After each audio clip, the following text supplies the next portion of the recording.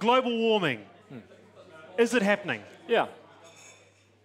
So what is that going to do about it? Because I tried to find something in your policy notes and there was nothing there. Well, first of all, we have to realise who we are. We're representing the government of New Zealand.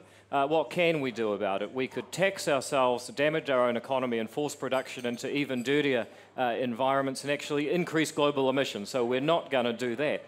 The truth is that it's very, very difficult to get an international treaty for mitigation. The current conference really just involves a whole lot of people flying into some city and contributing to the problem.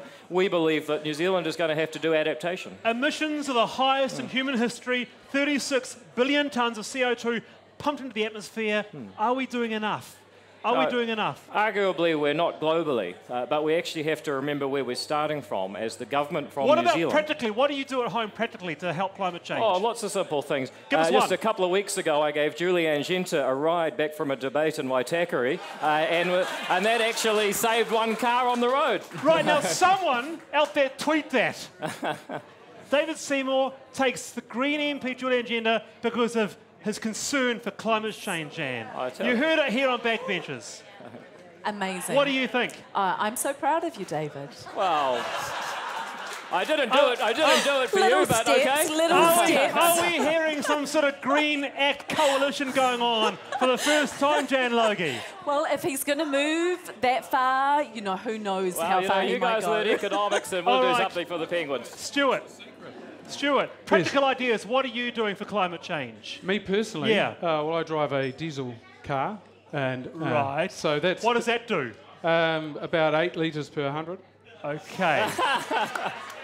That's terrible. That's really bad. It's not. That's really bad. No, it's not. It's really good. To drive around in my electorate, you can't drive around in a Prius. You wouldn't get there. Why not? Okay. Because it's huge. Anything else? Do you do anything else?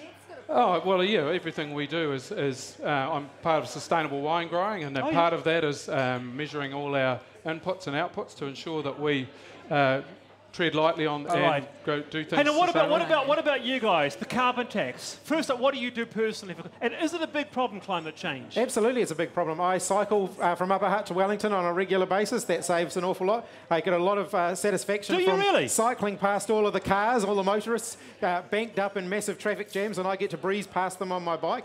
Don't do that quite so much in the winter. But yeah, I think there's an awful lot that we can do. Reducing our electricity, making sure our homes are energy efficient. These are all basic things that every New Zealander can take an active interest in. What about a carbon tax? Absolutely. Well, look, what about a carbon tax? We need to make sure we've got a robust system that puts a price on carbon that covers everybody, because at the moment what we've got within the ETS at the moment, we've got a system that rewards high-emitting agriculture and punishes forestry. Well, what do you think about what about a carbon tax? Well, one good thing about the ETS is that we actually pay the same price as other countries for our carbon credits. But what about a carbon tax? No, I actually think that what we've got with the ETS actually is nice because it ties us to the same level of effort as other countries. Jan, what do you hear? What do you make of that? It's not true. Well, it is. New Zealand has been selling the credits that have been given to their businesses overseas for $4 and buying them for 20 cents, and then putting the costs on consumers in New Zealand. We've been subsidising polluters in New Zealand. But that's the market, though. If you can buy them on the we're paying the international market price for carbon credits. It's a disaster. Back in 2008, both Labor and National started going quite green in their policies. A lot of talk about sustainability. The global financial crisis came along, it went on the back burner. Is it time to sort of start hearing more about this now, do you think? Look, absolutely. You look at some speeches from John Key in 2007, he was saying some really good things, and we haven't seen that come to fruition. We really need, if there's one thing that I would change, it's the conversation we're having about climate change. It doesn't, all we hear from the government at the moment is about it's a burden, and there's nothing we can do without it costing jobs. It's a myth. And there was a big report came out last week from a bunch of the world's leading economists, including Sir Nicholas Stern, saying exact opposite, really. This is essential to drive sustainable prosperity this century.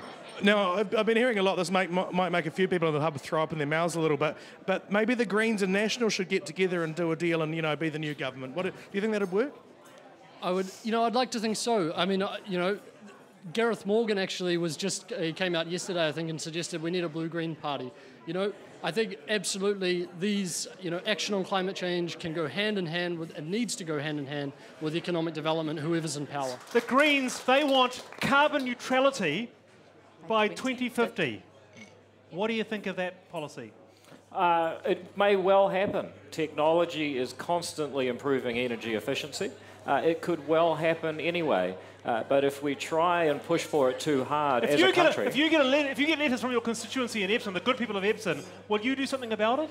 Yeah, I got a couple the other day, and I'm always open to it. But we actually have to deal in economic reality as well. All right, very good. Hey, David was a member, like Chris, of the Kiwi Conservation Club. People don't know this. I think were you? I was. Very much so. Forest and Birds subsidiary. Are you still a member? I think I got a bit old. All right, okay.